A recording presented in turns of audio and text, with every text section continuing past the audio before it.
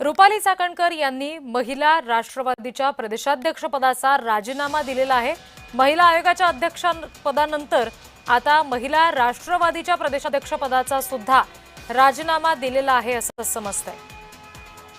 प्रतिनिधी ज्योत्स्ना गंगणे यांच्याकडून आपण आणखी तपशील घेऊयात। ज्योत्स्ना, अगदी बरोबर आहे। आपण बघतोय की रुपाली चाकणकर जे आहेत त्यांनी सर्वात पहिल्यांदा अशोक खरात्रे प्रकरण समोर आल्यानंतर त्यांनी जे आहे ते राज्य महिला आयोगाच्या अध्यक्षपदाचा त्यांना राजीनामा देण्याची सूचना मुख्यमंत्र्यांनी दिल्यानंतर रुपाली चाकणकरांनी या प्रकरणात पहिला राजीनामा हा राज्य महिला आयोग पदाच्या अध्यक्षाचा दिला। आणि आता पक्षांतर्गत जे आहे 2 गट पडले, ज्याच्यामध्ये एका गटाचं असं म्हणणं होतं की फक्त आरोप केल्यामुळे जे आहेत ते रुपाली चाकणकरांवरती जे आहेत ते त्यांना महिला प्रदेशाध्यक्षाचा राजीनामा घेऊन, मात्र दुसरा गट जो होता त्यांचं असं म्हणणं होतं की सातत्याने पक्षाची या संपूर्ण प्रकरणामध्ये बदनामी होत आहे। जोपर्यंत या संपूर्ण प्रकरणाची कसून चौकशी होत नाही तोपर्यंत रुपाली चाकणकर यांनी महिला प्रदेशाध्यक्ष पदाचा राजीनामा देण्यात यावा, अशा संदर्भातली एक चर्चा जी आहे पण उपमुख्यमंत्री असलेल्या सुनेत्रा पवार यांच्या अध्यक्षतेमध्ये झालेल्या बैठकीमध्ये झाली होती। आणि त्यानंतर रुपाली चाकणकर यांनी स्वतःहून जो आहे महिला प्रदेशाध्यक्ष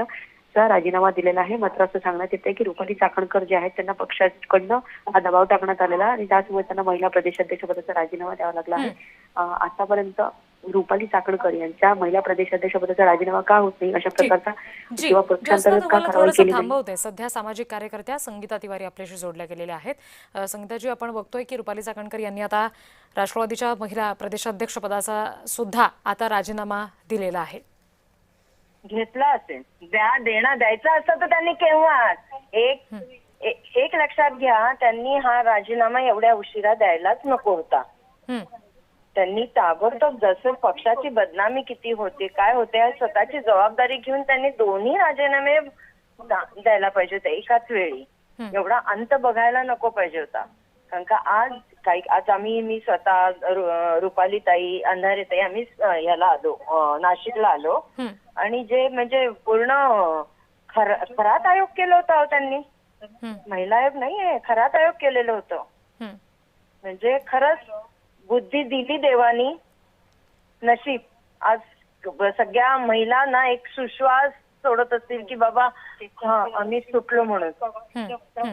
पण या सगळ्या संदर्भात जेव्हा व्हिडिओ समोर आलेले होते, फोटो समोर आले होते, तेव्हा त्यांची चौकशी झाली पाहिजे, चाकणकरांची अटकेची सुद्धा मागणी केली गेलेली होती। या सगळ्या मागणी संदर्भातही अजूनही ठामपणा आहे का? आम्ही आता 3 जणी तेवढ्यासाठीच आलो। आम्ही सीपी साहेबांना भेटलो, पण त्यांच्याकडनं सगळी ती केस SIT कडे गेले। मग आम्ही यांना सातपुते मॅडमला भेटलो आणि आम्ही त्यांना मागणी हीच केली की त्यांना सह आरोपी करून गुन्हा दाखल करा। कारण का 1 वर्षांच्या पूर्वीच हे उघड झालं होतं, तरीही त्या भोंदूबाबाची साथ देत होत्या। याचा अर्थ she is a partner in a crime. त्याच्यामुळे त्यांच्यावर निश्चितच गुन्हा दाखल झाला पाहिजे। बरं, या सगळ्या संदर्भात संगीताजी, गुन्हा दाखल होण्यासाठी आणखी कुठलं पाऊल तुम्ही उचलणार आहात? यापुढे तुमची नेमकी याबाबत काय भूमिका असेल? आता आम्ही त्यांना तेच सांगितलं की त्या प्रत्येक ठिकाणी म्हणजे भोंदूबाबाच्या प्रत्येक कार्यक्रमामध्ये ते आहेत, प्रत्येक पूजेमध्ये त्यांचा फोटो आहे। जी लोक त्या तिथे घेऊन जात होता, तर बऱ्याच लोकांनी आम्हाला फोटो दाखवले त्यांचे की ती बाई महिला आयोगात बसत होती, त्या नाशिकला खरातांच्या फार्म हाऊसवर बसून काम करत होती। हा संभ्रम निर्माण झाला आम्हाला।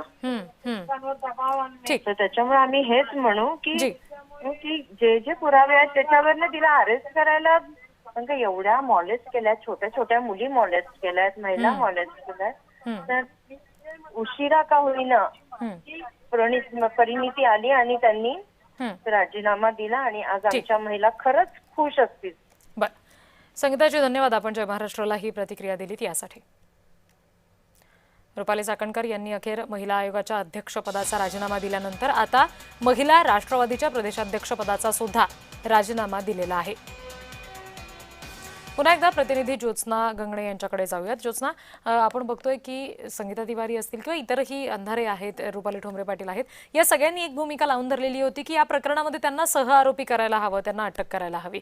या अनुषंगाने अजूनही या सगळ्या जणी ठाम असल्याचं सुद्धा बघायला मिळते। आज नाशिकमध्ये त्या गेल्या, तिथे जाऊन भेट सुद्धा घेतलेली आहे।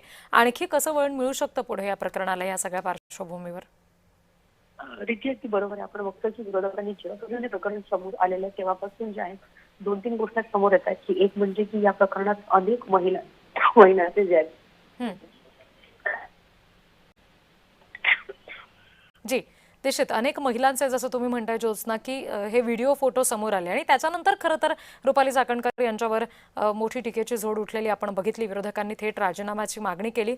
आधी महिला आयोगाच्या अध्यक्षपदाचा राजीनामा त्यांना द्यावा लागला आणि आता त्यांच्या पक्षाच्या महिला राष्ट्रवादीच्या प्रदेशाध्यक्षपदाचा सुद्धा राजीनामा त्यांना द्यावा लागलेला आहे.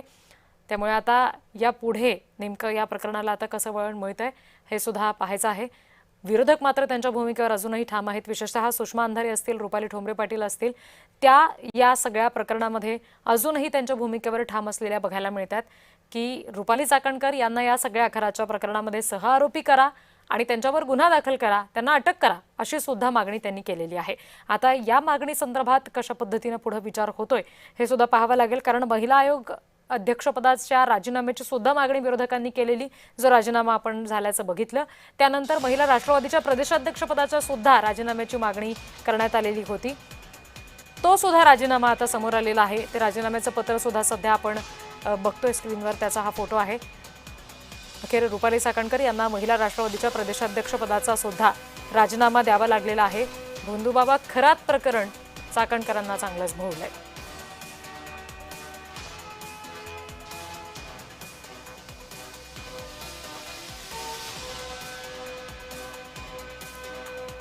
महिला राष्ट्रवादीच्या प्रदेशाध्यक्षपदाचा सुद्धा राजीनामा रुपाली चाकणकर यांनी दिलेला आहे. मुंबईच्या माजी महापौर किशोरी पेडणेकर आपल्याशी जोडले गेलेले आहेत. किशोरी पेडणेकरजी, आपण बघतोय आता महिला राष्ट्रवादीच्या प्रदेशाध्यक्षपदाचा सुद्धा राजीनामा द्यावा लागलेला आहे रुपाली चाकणकरांना. त्यांना तो द्यायलाच पाहिजे होता. ती नैतिक जबाबदारी समजून आणि आधीच द्यायला पाहिजे होता, पण ते त्यांनी केलं नाही. फार दबाव वाढल्यानंतर दिला आणि काय खरं खोटं ते येईलच. पण इतका नीच कॅप्टन, तुमची इतकी सलगी आणि मला कळलंच नाही असं म्हणणं मला वाटतं चुकीचं आहे.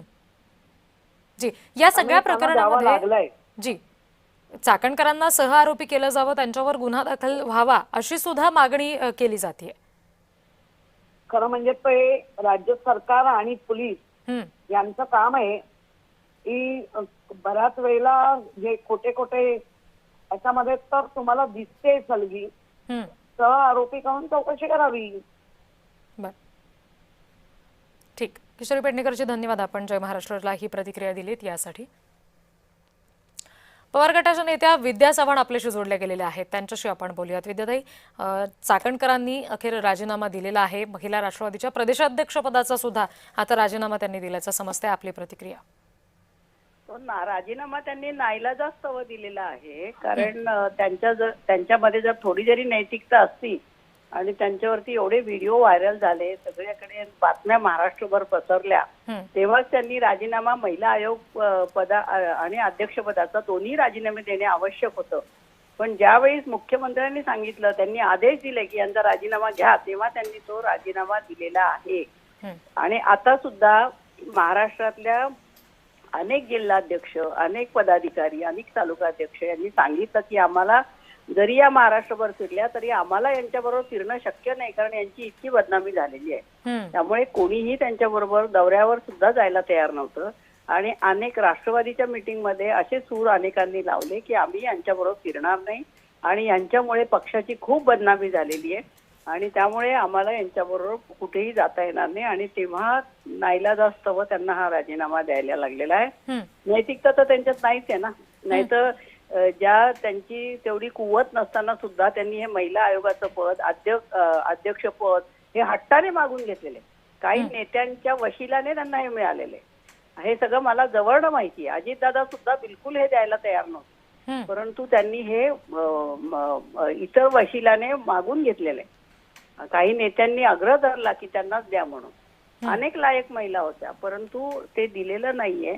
आपल्याला माहितीये रुपाली ठोंबरे कळकळीने बोलताय, वैशाली नागवडे, अनेक जणी आहेत, परंतु अशा लोकांना पद न देता रुपाली चाकणकर यांनी ते पद घेतलं होतं स्वतः. जी जी, अगदी विद्याताई, धन्यवाद. आपण जय महाराष्ट्राला ही प्रतिक्रिया दिली यासाठी. यानंतर ठाकरे गटाच्या उपनेत्या सुषमा अंधारे आपल्याशी जोडल्या गेलेल्या आहेत. सुषमाताई, तुम्ही नाशिकमध्ये गेलेला आहात, तिथे जाऊन या सगळ्या प्रकरणासंदर्भात बोललात सुद्धा, आम्हाला समजलेलं आहे. काय नेमकी आपली या सगळ्या संदर्भात प्रतिक्रिया आहे? राजीनामा तर दिलेला आहे, यापुढे अजून काय तुमची मागणी आहे याबाबत? माझी मागणी राजीनाम्याची कधीच नव्हती, हे मी पुन्हा पुन्हा अधोरेखित करते. जी माझी मागणी त्यांच्यावर गुन्हा दाखल करणं आणि त्यांना सह आरोपी करणं जी हे जास्त महत्वाचं आहे. त्यामुळे मी त्या अनुषंगाने अजूनही आग्रही आहे. आणि याला राजीनामा म्हणत नाही, त्याला गच्छंती म्हणतात. राजीनामा तर त्यांनी मनाने दिला असता ना. एवढा पक्षांतर्गत कुठे सगळीकडनं दबाव मागणी हे सगळं झाल्यानंतर आता ही बातमी येते, म्हणजे हा राजीनामा नाही, ही गच्छंती आहे.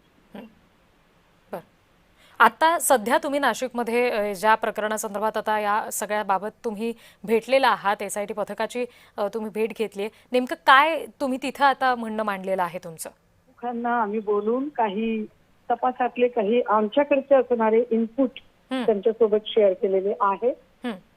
याशिवाय रुपाली चाकणकर आणि दीपक केसरकर या दोनही लोकांचे कॉल रेकॉर्ड तपासले जावेत. या दोघांचीही चौकशी व्हावी. चौकशीच्या कक्षेत केसरकर सुद्धा आले पाहिजे. महत्वाचं, चाकणकरांच्या संपत्तीचे सगळे स्रोत तपासले गेले पाहिजे. अशा अनेक गोष्टींची आम्ही मागणी केली आहे. बाकी एकूण तपासातली जी संवेदनशील माहिती आहे ती कदाचित मला आपल्यासोबत शेअर करता येणार नाही. बरं, ठीक. सुषमा अंधारेजी, धन्यवाद. आपण जय महाराष्ट्राशी याबाबत बोललात यासाठी. रुपाली चाकणकर यांना महिला राष्ट्रवादीच्या प्रदेशाध्यक्षपदाचा सुद्धा आता राजीनामा द्यावा लागलेला आहे. मात्र विरोधकांकडून अजूनही आपण बघतोय की ही ठाम भूमिका मांडली जाते की या सगळ्या प्रकरणामध्ये इतक्या महिला मुली जर का पीडित असतील तर मग या प्रकरणात रुपाली चाकणकर यांना सुद्धा सह आरोपी करायला हवं, त्यांच्यावर गुन्हा दाखल व्हायला हवा. या मागणीवर विरोधक अजूनही ठाम असल्याचं आपण बघतोय.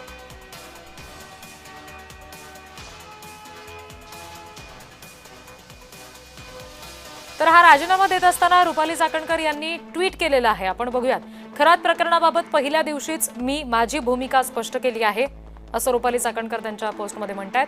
खरातच्या आर्थिक व्यवहारात त्याच्या गैरकृत्यात माझा संबंध नाही. तपासादरम्यान या सर्व बाबी निष्पन्न होतीलच. सत्य प्रखरतेने सिद्ध होईलच. पारदर्शकपणे आणि निष्पक्षपणे तपास व्हावा हीच माझी मागणी आहे, असं रुपाली चाकणकर आपल्या पोस्टमध्ये म्हणतात. सत्य प्रखरतेने सिद्ध होईल असं त्यांनी म्हटलेलं आहे.